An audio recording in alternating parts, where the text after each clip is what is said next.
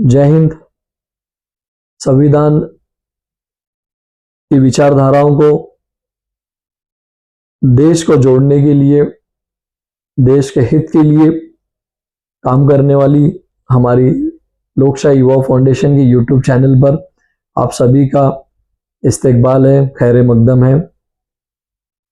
आज जिस तरीके से पिछले 2 सालों से या पिछले 100 दिनों से महाराष्ट्र के गवर्नमेंट, जिस तरीके से गवर्नमेंट में रहे हुए मंत्री, उनके विधायक जिस अभद्र तरीके से मुस्लिम अल्पसंख्यक समाज पर जिस तरीके से अपना गुस्सा दिखा रहे हैं, जिस तरीके से उन्हें डरा रहे हैं, धमका रहे हैं अपने बयानों के जरिए, जिस तरीके से उनमें एक दहशत पैदा करने की कोशिश सत्ताधारी सरकार के मंत्रियों के जानिब से की जा रही है, ये एक निंदनीय है, एक असंवैधानिक है। हम इसके कड़ी से कड़ी शब्दों में निंदा करते हैं।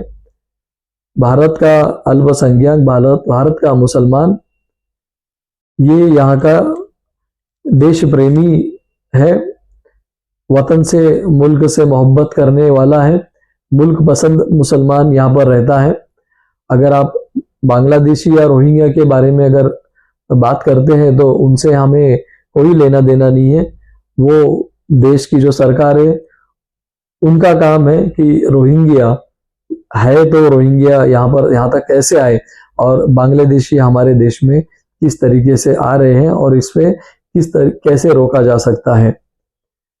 भाइयों, जिस तरीके से महाराष्ट्र में 17 मार्च को जो हिंसा हुई, उससे पहले भी काफी ऐसे छोटे मोटे हिंसा, छोटे मोटे झगड़े हुए हैं। अगर होली का दिन, होली की अगर बात की है तो कोकन में एक जगह जहां पर इस तरीके का मुठभेड़ हुआ, जिस तरीके से 2 समाज मिलजुल कर ईद और होली का त्योहार साथ में मिलाता था, कहीं ना कहीं उस पर भी जो है कलंक, कालिक पोषने का काम कुछ समाज कंटक के लोगों ने किया है। राजापुर जो एरिया है कोकन में, वहां पर मस्जिदों में जिस तरीके से होली लेकर लोग जबरन जो मस्जिद के वजू खाने तक पहुंचे थे, जिसके वजह से वहां पर अनबन हुई, पर वहां के कुछ सुलझे हुए और समझदार लोगों की बदौलत वहां पर कोई झगड़ा या कोई दंगल नहीं हुआ। पर आपको पता है ये सब चीजें होने की वजह क्या है? ये सब चीजें कौन कर रहा है? ये सब चीजें करने का मकसद क्या है? ये सब चीजें करने के लिए किसकी इजाजत ली जा रही है? ये सब चीजें की वजह से किसका नुकसान हो रहा है? ऐसे कई सारे सवाल यहाँ पर उपस्थित हो रहे हैं। जिस तरीके से सत्ताधारी पक्ष के विधायक नितेश राणे और उन्हीं के समर्थन करने वाले और भी विधायक हैं, जिस तरीके से मुस्लिम समुदायों को हमेशा टारगेट कर रहे हैं, जिस तरीके से कभी वो मस्जिदों में घुसकर मारेंगे, इस तरीके की बयानबाजी करते हैं।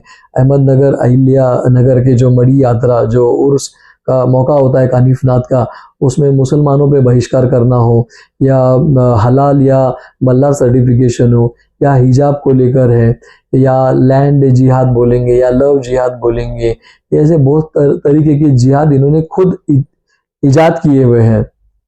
ये या इस्लाम से या मुसलमानों से ये जिहाद का कोई लेना देना नहीं है। ऐसा कोई जिहाद मुसलमान करता नहीं है। इन्होंने खुद अपना एक प्रोपोगेंडा, एक नैरेटिव सेट किया है, और ये लैंड जिहाद या लव जिहाद या जो भी जिहाद ये बोलते हैं, ये सब इन्होंने बनाए हुए एक काल्पनिक चीजें हैं। इसका मुसलमानों से कोई लेना देना नहीं है। जिस तरीके से हमारे राज्य के मुख्यमंत्री देवेंद्र जी फडणवीस, जो गृह मंत्री भी है, इन्होंने कहा है कि जो भी नागपुर हिंसाचार में जो भी आरोपी है, जिन्होंने भी सोशल मीडिया के माध्यम से, सोशल मीडिया के जरिए से हिंसा फैलाई है, गलत अफवाहें फैलाई है, जो कब्र वहां पर जलाई गई थी, उस कब्र पे चादर नहीं थी, चादर की बात जो थी वो गलत है, वो अफवाह थी, ऐसे बहुत सारे चीजें जो फैलाई गई है सोशल मीडिया के माध्यम से, हम उन सभी को आरोपी करेंगे, यानी कि वो भी उस पे आरोपी होंगे। तो मुख्यमंत्री साहब से मेरा एक सवाल है, या सभी से एक सवाल है, अगर आप सोशल मीडिया में जो कोई भी व्हाट्सएप यूनिवर्सिटी हो या सोशल मीडिया का जो भी वक्त हो, जिस किसी ने इस हिंसा को भड़काई है, फैलाई है, वो तो बेशक जिम्मेदार है। एक देश का नागरिक होने के चलते हमारा काम है मुल्क में अमन और शांति बनी रहे, इसलिए हम ऐसे कोई भी अफवाह या कोई भी गलत चीज, किसी का दिल दुखे, किसी समाज का दिल दुखे, ऐसी कोई चीज हम नहीं बोल सकते, नहीं कर सकते और नहीं सोशल मीडिया पे डाल सकते हैं। फिर भी कुछ लोगों ने इस चीजों को बढ़ावा दिया और सोशल मीडिया पे उन्होंने डाल दिया। तो मेरा ये सवाल है, हम सबका ये सवाल है मुख्यमंत्री साहब से, ये तो बेचारे नहीं बोलूंगा, ये तो भटके हुए लोग हैं, इनके पास कुछ आ गया, इन्होंने डाल दिया, सोशल मीडिया पे फैला दिया, ये बेशक कसूरवार है।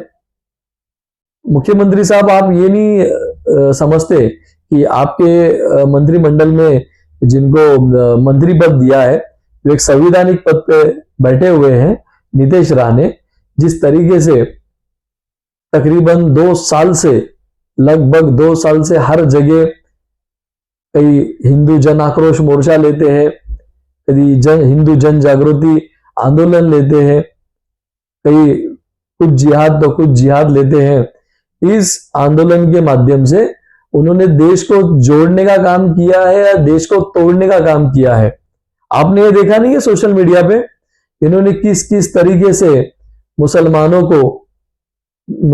का दिल दुखाने का काम किया है, मुसलमानों को नीचा दिखाने का काम किया है, मुसलमानों को एक सेकंड सिटीजन होने का एहसास आपके इस मंत्री ने दिखाई है। तो आप इस पे कार्रवाई नहीं करेंगे? कहीं ना कहीं हिंसाचार पे आप अपने मंत्री को दोषी नहीं समझते हैं? आप ये क्यों नहीं समझते कि कहीं ना कहीं आपके मंत्री ने जो बयानबाजी की है, इसकी वजह से हिंसा भड़की है? आप इस मंत्री का साथ कैसे दे सकते हैं? और वो कहता है कि मैं एक लाड़का मंत्री हूं, मतलब एक मुख्यमंत्री का मैं बहुत करीबी, बहुत नजदीक वाला मंत्री हूं, तो मेरे लिए सब माफ है, मेरे लिए सब छूट है।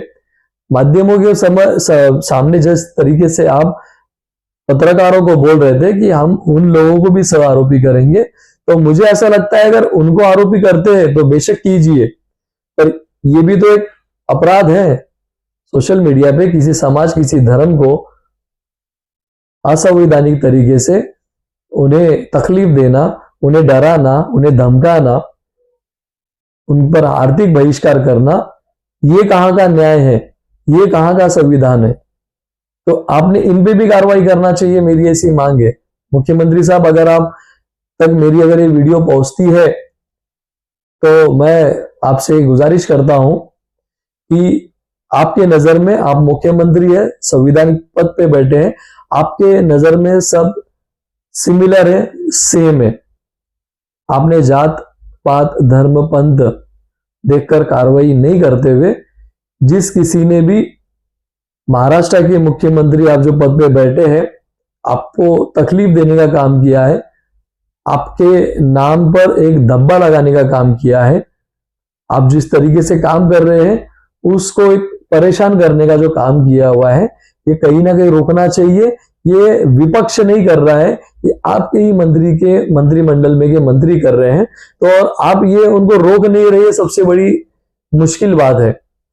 सबसे बड़ी अफसोस की बात यह है कि ये बंदा बोलता जा रहा है और आप इसे रोक नहीं रहे, और ऊपर ये बोल रहा है कि सागर बंगले पे जब आप गृह मंत्री थे पिछले सरकार में, तो ये बोल भी रहा था कि आपका पूरा सपोर्ट है। तो आपने माध्यमों के समय आकर बोलना चाहिए था सामने कि ऐसा कुछ नहीं है, मैं संवैधानिक पद पे बैठा हूं तो मैं सबके लिए सेम हूं, हिंदू मुस्लिम सिख ईसाई, मैं सबके लिए सेम न्याय इंसाफ करूंगा। जब आप शपथ लेते हैं मंत्री पद का या विधायक पद का, तो आप ये संवैधानिक पद का जब शपथ लेते समय ये सब चीजों का पालन आप करते हैं, तब ये आप पद पर जाकर बैठते हैं। और बैठने के बाद में अगर आप ऐसे टिप्पणी करते हैं तो आपने डॉक्टर बाबा साहब अम्बेडकर जो भारत का संविधान जिन्होंने लिखा है, भारत के संविधान का आप अपमान कर रहे हैं। मुझे यहाँ पर ये बोलने की जरूरत है। मैं मुख्यमंत्री साहब से यही गुजारिश करूंगा कि आप जो को अक्यूज्ड से आरोपी जो बना रहे हैं, जिन्होंने शुरुआत की थी सोशल मीडिया के माध्यम से, जो अधिवेशन या आंदोलन या मोर्चे के माध्यम से जिन्होंने जहर फैलाने का कोशिश किया है, जिन्होंने महाराष्ट्र और नहीं देश को तोड़ने का कोशिश किया है, मैं चाहता हूं ऐसे भी मंत्रियों पे केस बुक होने चाहिए, ऐसे लोगों पर भी केस होना चाहिए, ताकि लोगों को इबरत मिल सके, लोग ऐसी गलतियां दोबारा सा ना करें। खास करके जो मंत्री पद पे बैठे हुए लोग हैं, ऐसे लोग ऐसी हरकत ना कर सके। मैं देश हित के लिए हम लड़ेंगे, देश हित के लिए हम काम करते हैं।